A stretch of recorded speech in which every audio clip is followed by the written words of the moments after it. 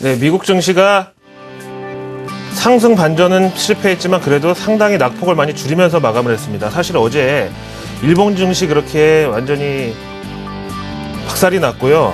국내 증시도 억울한 매도세를 맞았기 때문에 오늘 밤 미국 증시가 진짜 중요한 본선 무대다라고 생각을 했는데 정작 미국의 반응은 좀 의외로 좀 의연했다고 봐야 되겠죠. 여기에 어떤 투심이 들어있었는지 로이터 통신의 마감 브리핑 준비했고요.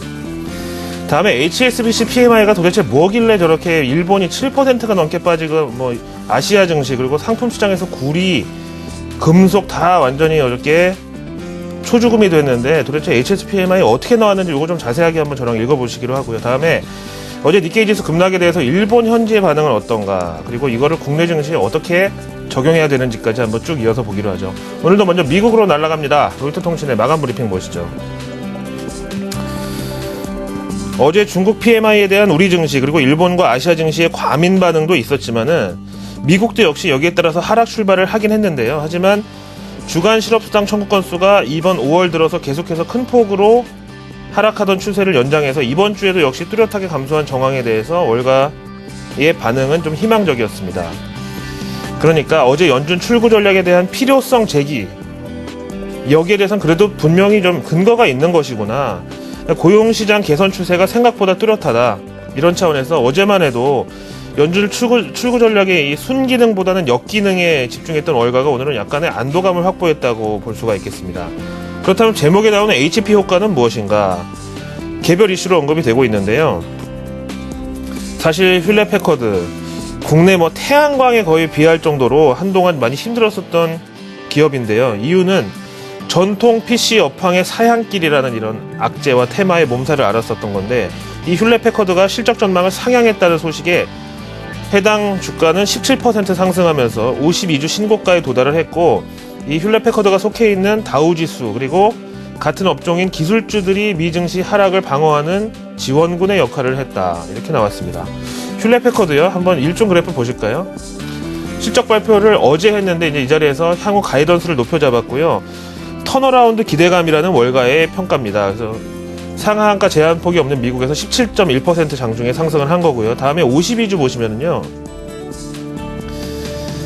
사실 10달러까지 내려갔다가 이제 겨우 많이 올라왔는데 이게 또 예전에는 거의 뭐 애플에 버금가는 기술주의 첨단 우량주라고 했었는데 이제 보시다시피 골이 깊은 만큼 또 산이 높게 올라가고 있는 상황이죠.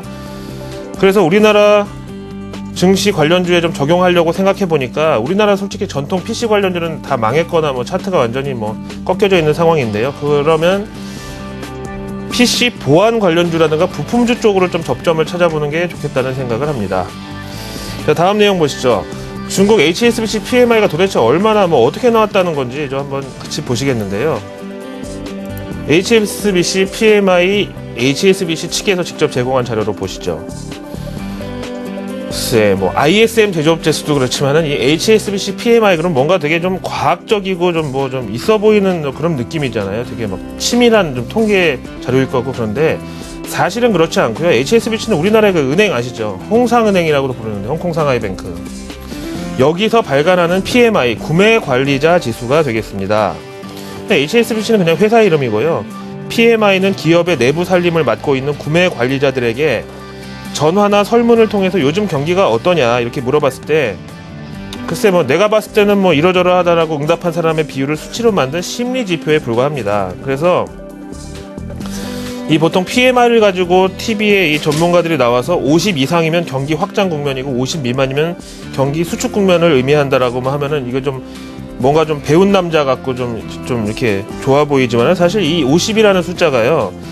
설문에 응답한 기업 구매관리 담당자 가운데 긍정적으로 답한 사람의 비율이 절반을 넘었다고 하면은 50 이상인 거고 그렇지 못했으면 50 미만이고 뭐 이렇게 나오는 거죠. 그래서 생각보다 좀 아날로그 방식이지 않나요?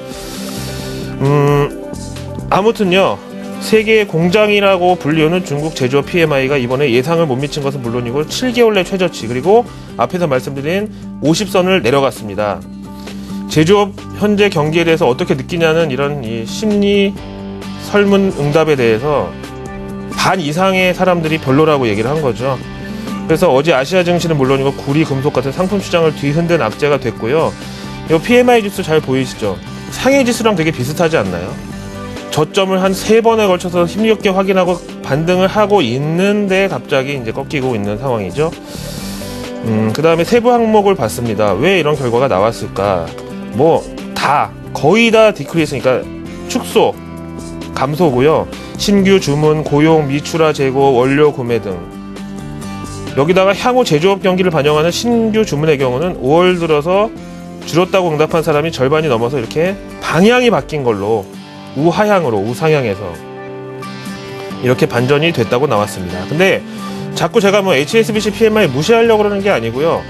뭐 아주 일부 샘플이라도 실제로 이 제조업체를 가서 주문량이 어떤지, 고용이 어떤지, 재고 물량이 어떤지를 수치로 확인해서 지표를 내는 게 아니라 그냥 모든 걸 다 설문에 의존한다는 점에서 어떻게 보면 좀 이현령 비현령의 격이라고 봐야 되겠죠. 중국 현지의 반응 어떤가 보실까요? 사실 이 HSBC PMI 뭐 50 밑돌았고 아시아 증시 동반 악재였다고 하면은 중국이 제일 많이 빠졌어야 되는데 실제로는 그렇지 않았다는 거예요. 이거는 뭐 항상 역설적인 반응. 지표가 안 좋으면은 시진핑 정부에서 좀 더 적극적인 좀 경기 부양 의지를 나타내지 않을까, 뭐 이런 것도 좀 하방을 견고하게 다져주는 역할을 하기도 했고요. 뭐 그런데 문제는 일본이잖아요. 니케이 지수로 바로 넘어갈까요? 7.32%가 하락했는데요. 일본은 요즘도 점심시간에 휴장이거든요. 그래서 12시, 1시까지 이렇게 됐고 1시, 2시, 3시 3시간 만에 이만큼 하락하고 있는데 특히 마지막 1시간 오후 2시에서 3시까지 낙폭이 1000포인트, 1000엔이 가깝게 빠졌습니다. 자, 이제 니케이 지수 이렇게 급락에 대해서 일본도 어저께 좀 시겁했을 텐데요. 도대체 어떤 이유 때문에 7%가 넘게 빠졌는가? 개별 종목도 아니고 그것도 일본 우량주들의 주가를 평균으로 다 더한 지수가 7% 빠졌다. 니온게이 자신 한번 보시죠. 이게 일면 헤드라인에 나온 기사인데요. 어제 니케이 지수 7% 급락한 것에 대해서 어떻게든 뭐 진화 노력 내지는 표정 관리에 돌입하는 모습인데요. 어제 하락은 중국 PMI도 있었지만 일본 경제의 펀더멘털에 대한 불확실성을 반영한 것은 아니었다. 오히려 니케이 지수가 14,000엔대에서 급하게 올라온 것에 대한 반작용이다. 그리고 월가에서 한창 문제가 됐었던 HFT 있죠. 하이 프리퀀시 트레이딩. 이것도 역시 낙폭 확대에 기여했던 만큼 보시다시피 일시적 이렇게요. 이었다는 의미를 두고 있습니다. 저 HFT가 이제 아까 보신 마지막 1시간 동안에 집중됐다는 건데 저걸 이렇게 트레이딩 시스템 돌아가는 시연하는 화면을 제가 블룸버그인가 어디서 한번 본 적이 있는데요. 방향성이 그냥 흐지부지하고 횡보할 것 같을 때는 아니고요. 방향성이 한쪽으로 상승이든 하락이든 정해지면은 1초에 8번인가 최소 호가 단위로 주문이 막 쏟아져서 들어가면서 이제 방향성을 더 확대하고 과장된 이 흐름으로 이끌어 간다는 거죠. 어쨌든 이렇게 여러 가지 내용을 보셨고요. 저는 사실 아시아 증시와 달리 월가가 어제 중국 PMI 차이나 쇼크에서 의연하게 선방했던 이유는 이것 때문이라고 봅니다. 블룸버그 통신에서 전합니다. 골드만삭스에서 중국을 응원한다. 골드만삭스 뭐 설명 필요한가요? 일단 마리오 드라기 총재, 뭐 각국 중앙은행 몇 명이 골드만삭스 출신이고요. 뭐 자타공인 최고의 글로벌 IB죠. 근데 이번 주 초에 뭐 제가 소개는 안 해드리고 넘어갔습니다만은 이번 주 초에 우리 시간으로 화요일 새벽에 나온 뉴스 중에 골드만삭스 자산운용이요. 2006년도에 매입해서 최근까지 보유하고 있던 세계 최대 자금 규모 중국 공상은행 지분을 갑자기 전량 매각했다는 소식이 있었는데 이걸 가지고 월가에서는 야, 이 골드만삭스가 또 뭔가 냄새를 맡았나 보다 했는데 진짜로 딱 이틀 만에 바로 중국 PMI가 저렇게 재앙 수준으로 나오니까 여기에 대해서 좀 말이 많았다네요. 골드만삭스의 회장 로이드 블랑페이는 적극적으로 기자회견에 나서서 인터뷰를 했습니다. 중국 공상은행 지분 매각한 거는 사실인데 이게 뭐 갑자기 중국을 우리가 등 돌린 것이 아니라 그런 뜻이 아니니까 너무 이거 확대 해석하지 말고 선행 매매라고 우리를 몰아세우지 말아라. 그러면서 앞으로도 골드만삭스는 글로벌 경제의 미래를 준비한다는 이런 견지에서 여러 가지 수단으로 계속 중국에 투자할 것이고 지금도 비중이 큰데 유지를 한다. 이렇게 밝혔습니다. 이게 어쨌든 중국 PMI 우려감을 좀 눌러놨다는 거죠. MSCI 한국지수 통해서 국내 외국인 투심을 오늘도 한번 예측해 보기로 할까요?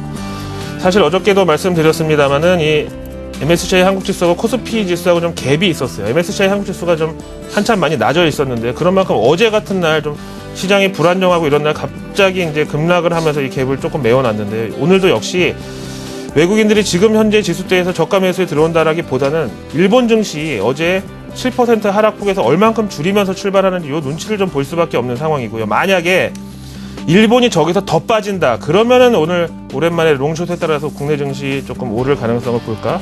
근데 그럴 가능성이 얼마나 있는지는 저는 부정적이라고 봅니다. 신중한 대응을 당부드립니다. 글로벌 마켓 나우였습니다.